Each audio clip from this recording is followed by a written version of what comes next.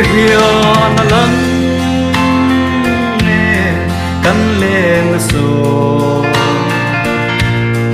Maria tên rắm căn chuan lại tên hiền lung min lên trả lại đi ren ta ban thấy lâu hồi về la rồi mấy dám ca ra ta min đắng từ lòng tua ắt huy vong vong anh tin nghe căn muang le phát chuan la rồi mê dám ca ra o lung mà le nghe lên ruộng ngài hiền linh hẹp re ăn om nê mô những tin par lệ vào vô tên tin lại một nu cõi thâu tri hồi về la rồi mấy dám ca ra ta min đắng từ lòng tua ắt huy vong vong anh tin nghe căn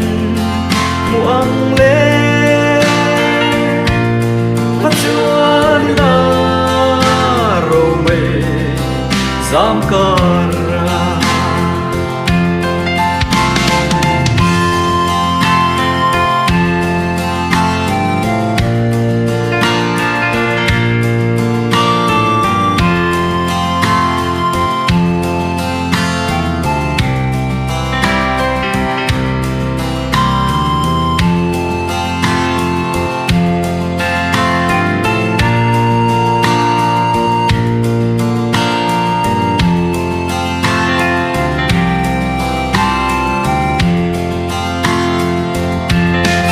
thăng chim lê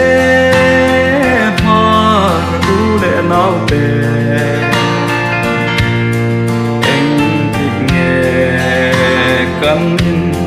có khó măng lê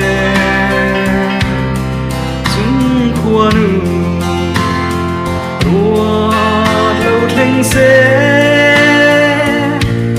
lê min lal pa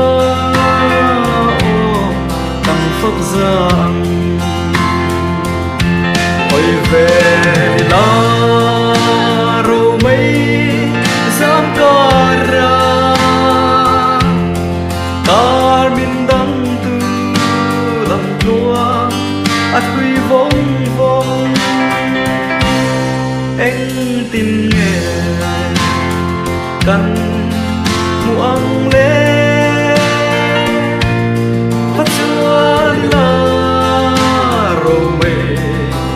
dám ca ra ông tua har đang tin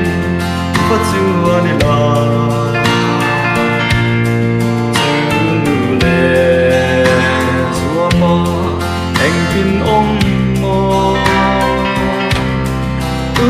lệ nào thôi anh nghe mô in ta lê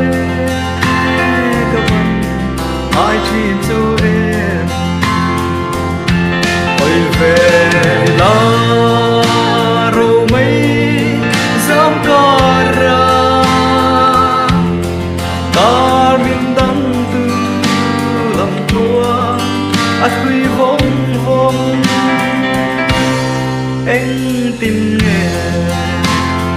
căn muang le phát chuan la rồi mê dám cờ